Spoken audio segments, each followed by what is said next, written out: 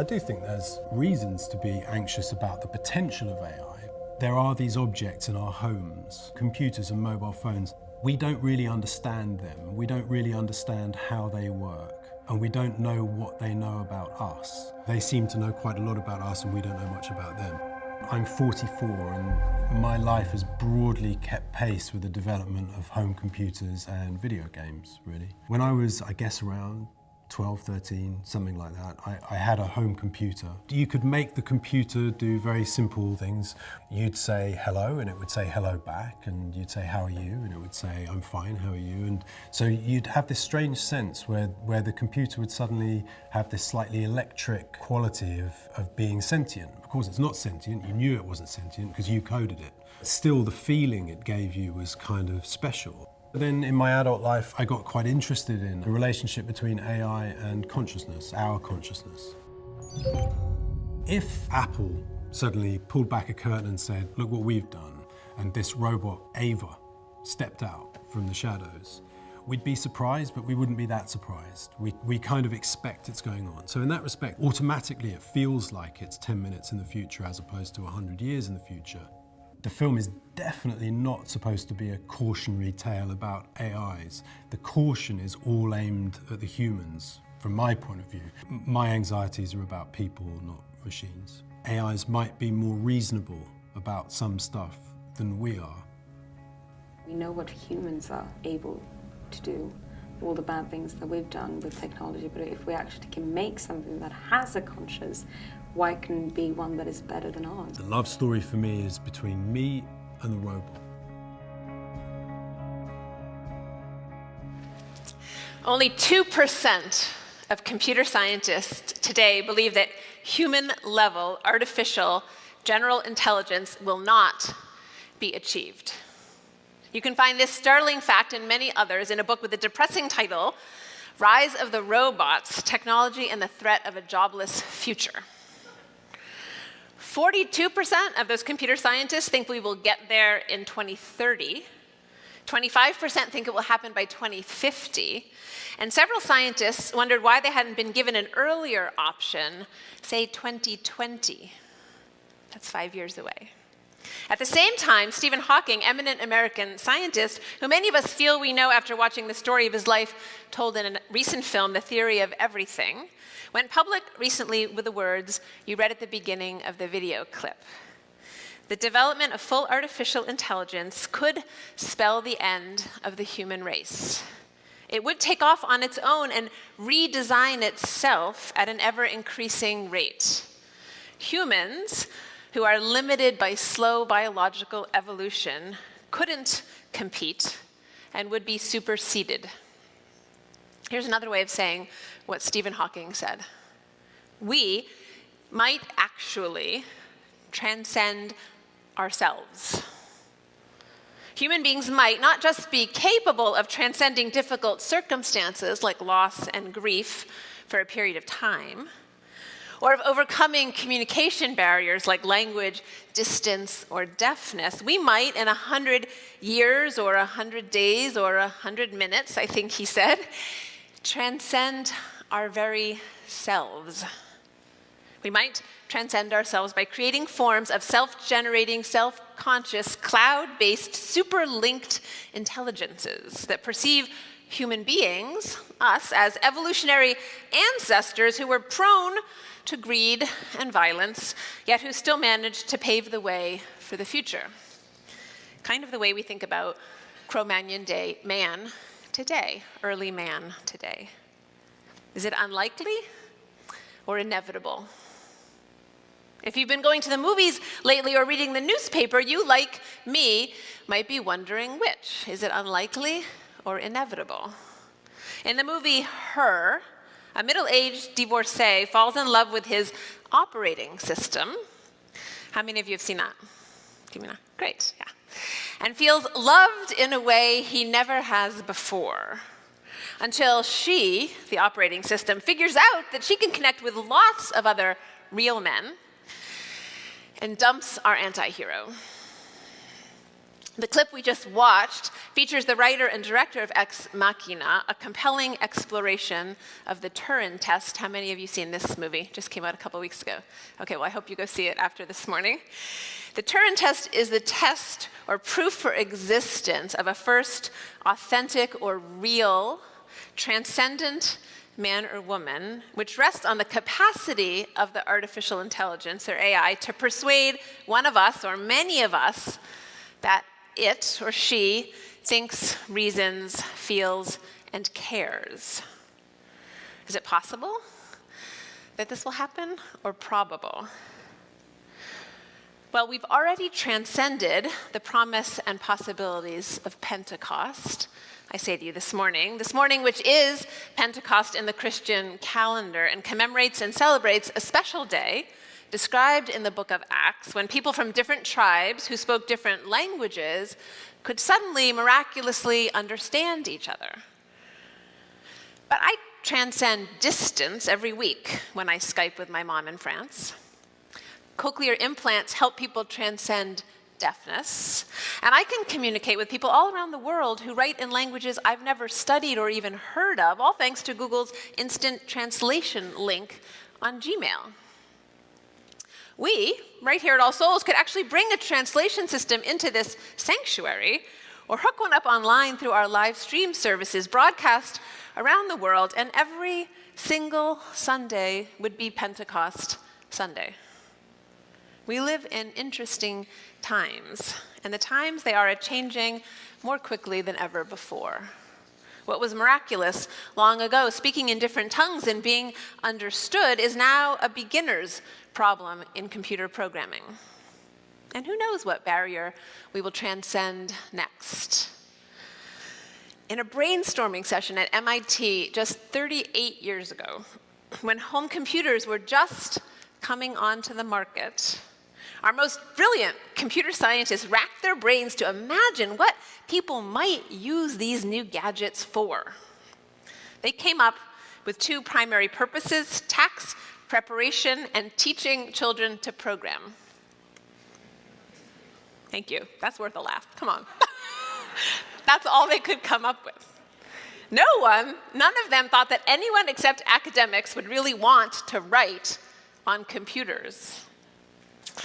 Some suggested a calendar, though others thought that was a dumb idea. They agreed there'd be games. That was just 38 years ago, and today, self-driving cars are coming on the market.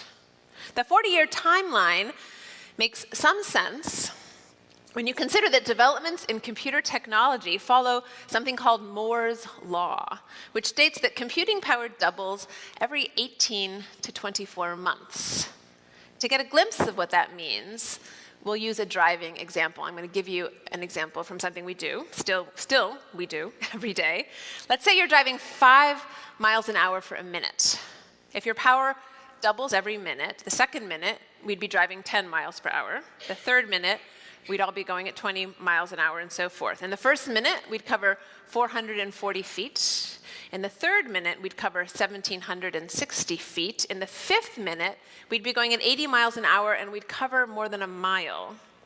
To complete the sixth minute, at that rate of growth, we would need a faster car than we have or have imagined, and we'd need a new racetrack. The fact is that 40 years later, we are all already on a new racetrack. For instance, I grew up, and some of you did too, using a plugged into the wall rotary phone. Some of you remember those? But today, I don't leave the house without this. And I notice and feel like part of me is missing if it's not with me. I can't imagine counting how many times a day I touch it or how many hours I'm holding it. Sadly, it's more times than I touch my husband or my grown children. I can't imagine being without it, which is just plain weird because I can remember living without it. But paying attention to my dependence on or interdependence with my phone and the great cloud it's connected to also helps me understand how a teenager in Sherry Turkle's book, Alone Together, why we expect more from technology and less from each other, Why this teenager thinks she knows when her phone is vibrating even when she doesn't have it with her. We want to connect across all kinds of conditions. We want to transcend.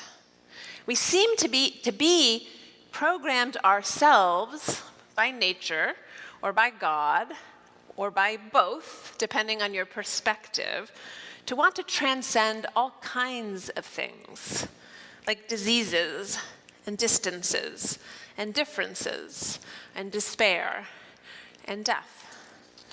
Things like loneliness and loss and the need to earn a living and even needing each other.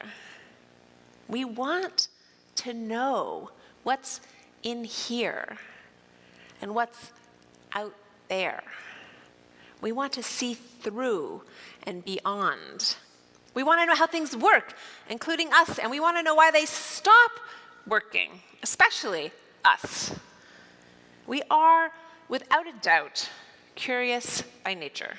And so we push past every limit imposed upon us by biology, circumstance, society, and nature because we want to transcend our very lives. We want to suffer less and experience joy more. And so the technology is tempting and very rewarding. Heart transplants and home health monitors. Virtual realities in which we can be the continual hero of our own, always stimulating story.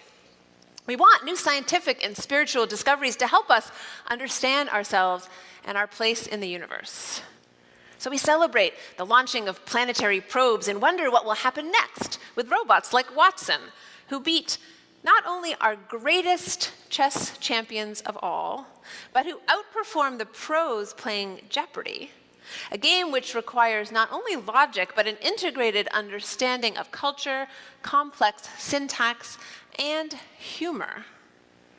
Whether we are religious or not, this is our shared human condition. Right from the start. I have an example for you. I have an older brother. When we were younger, we used to play a game together that went like this.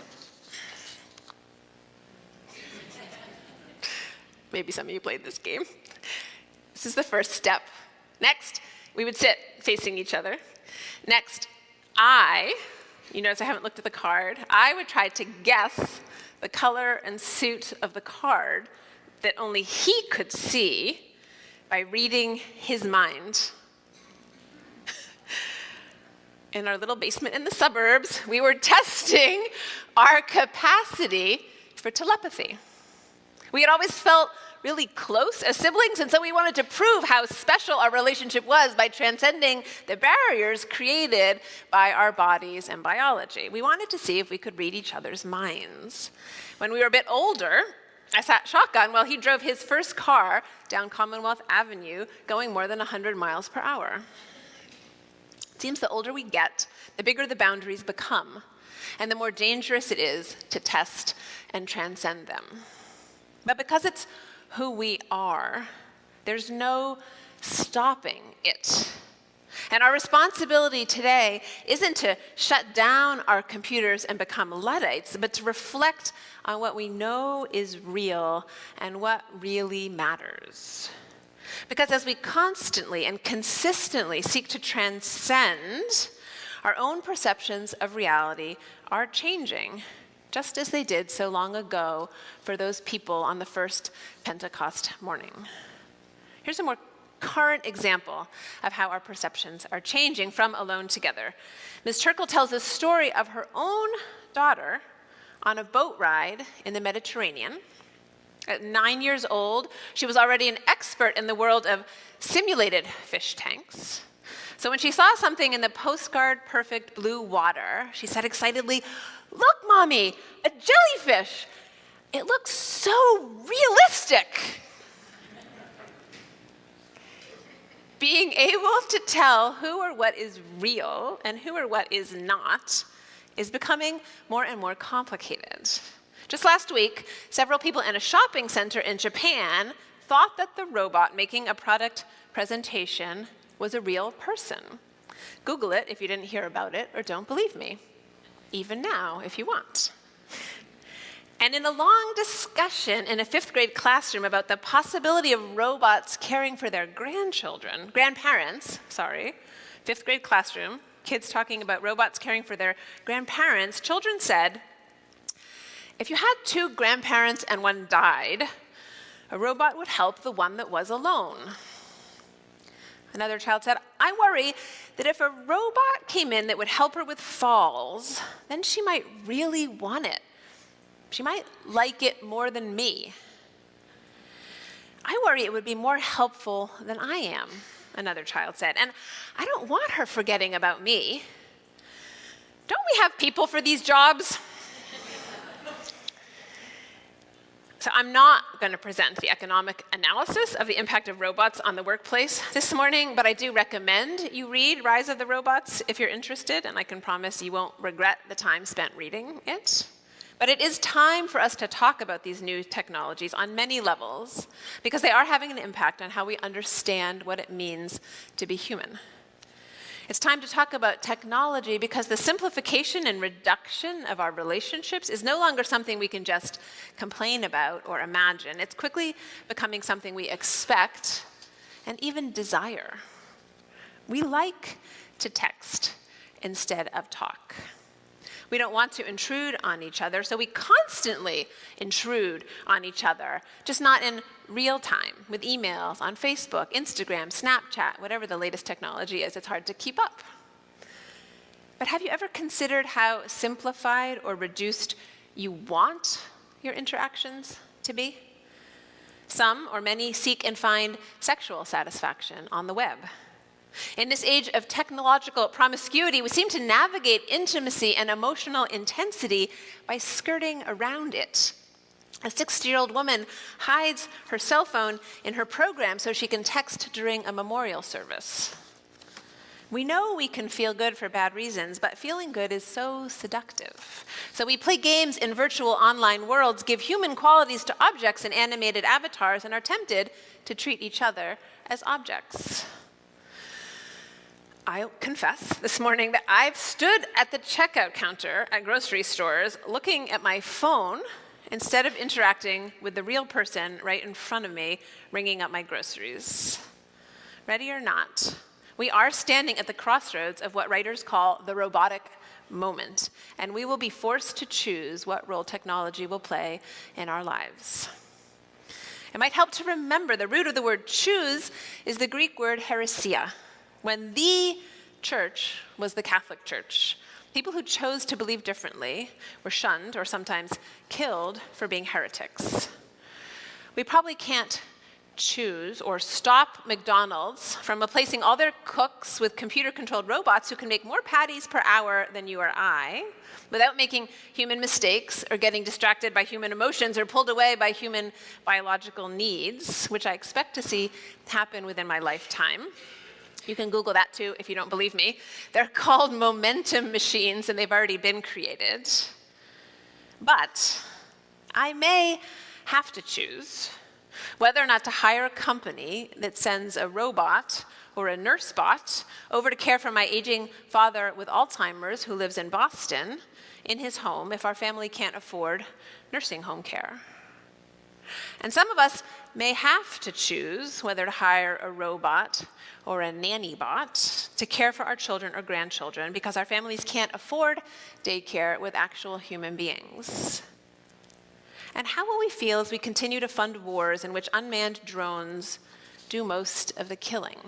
Are we ready to bear the guilt and horror we are sparing our soldiers? Or do we think we won't have to feel anything at all because the reality of war will be so far removed? And technology or not, will we still be human then? Without the burden of feeling and caring for each other, will we recognize what it means to be human? We say this is our great covenant, to seek the truth in love and to care for one another. It's time to think deeply about these words and decide if we really mean them or not.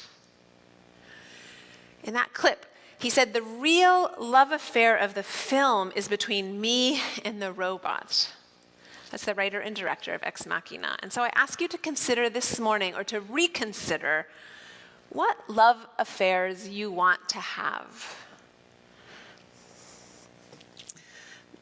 This red box is a box of letters my mother gave to me several years ago. It's stuffed, actually, with love letters my parents wrote to each other more than 50 years ago. They're mixed in with hurt and angry letters they wrote to each other over the years. There are poems and quotes and old yellowed telegrams. Remember those? In here.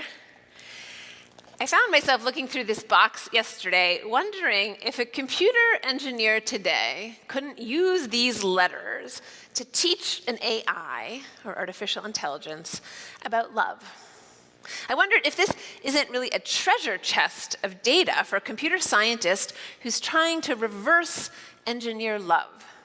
That's what they call it, which means to make it, the AI, act in a way that makes us feel that it is getting attached, really attached to us.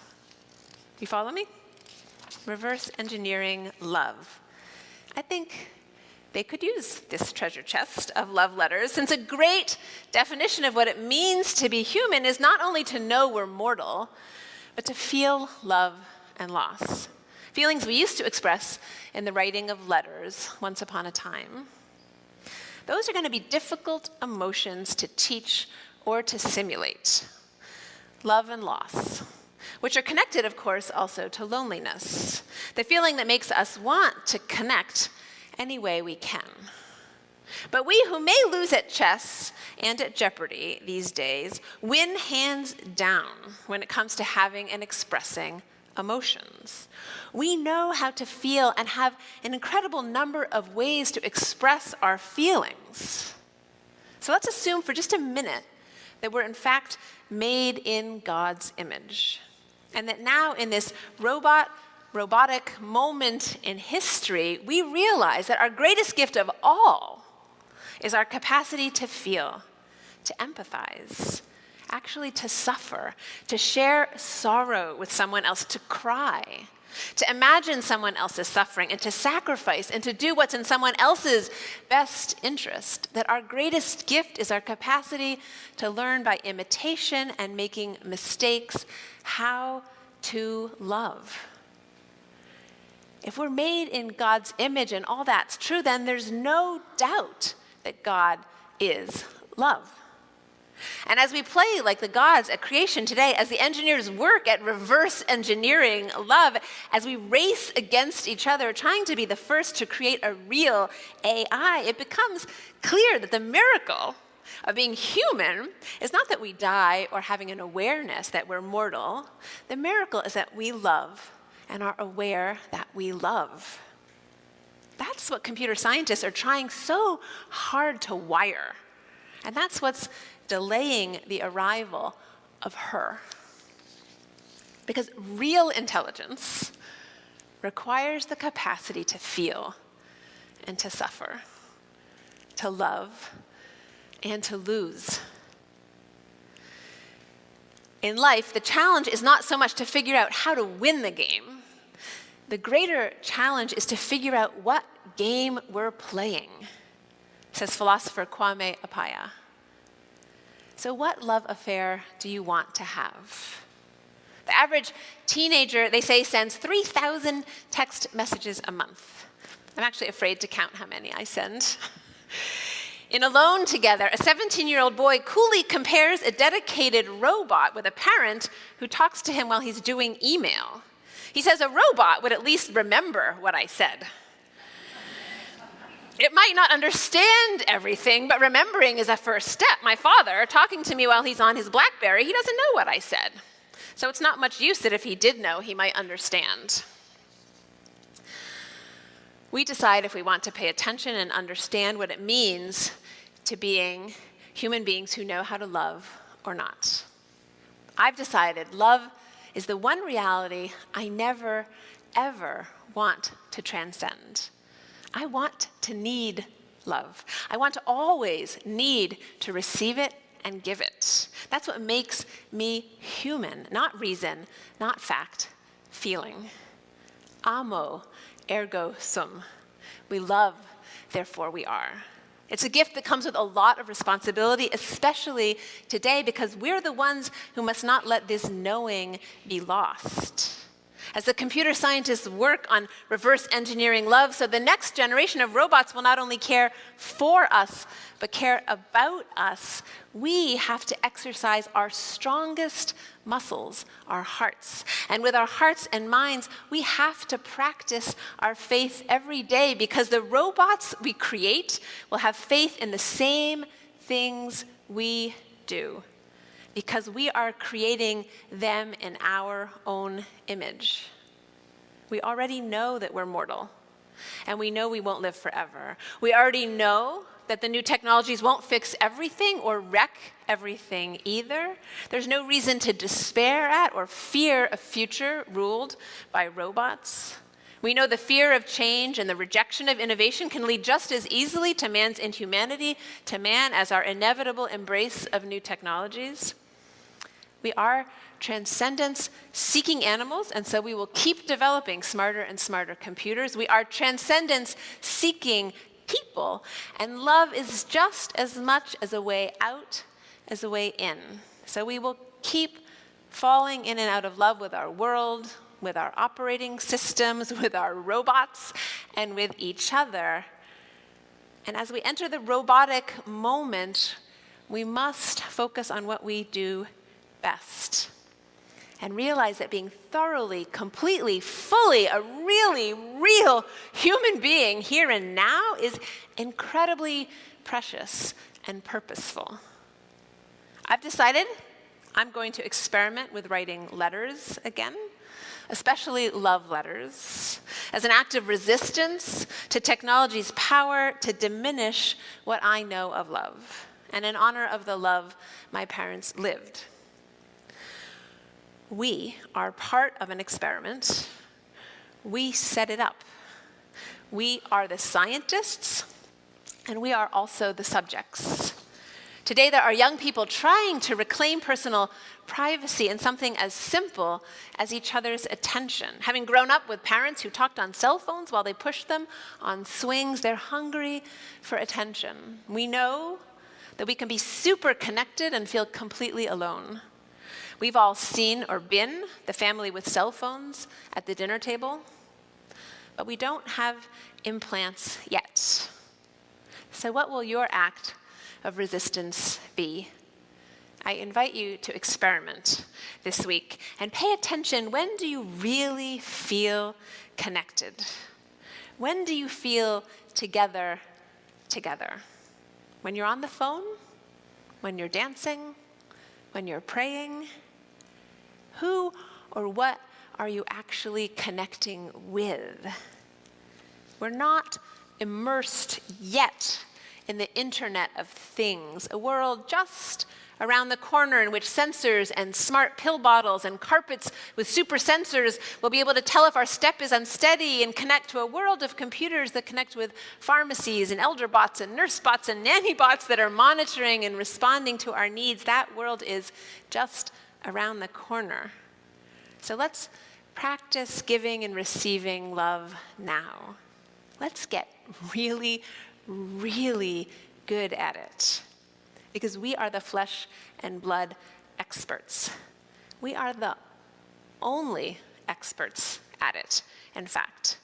It's our unique gift, God-given, if you will, not reason, as some of our intellectual forebears thought. Because Watson and other robots, they can already, and they will continue to out-reason us. But in the meantime, we have our own work to do, to seek the truth in love and to help one another. It's our mandate to make, one way or another, more love in this world. Amen.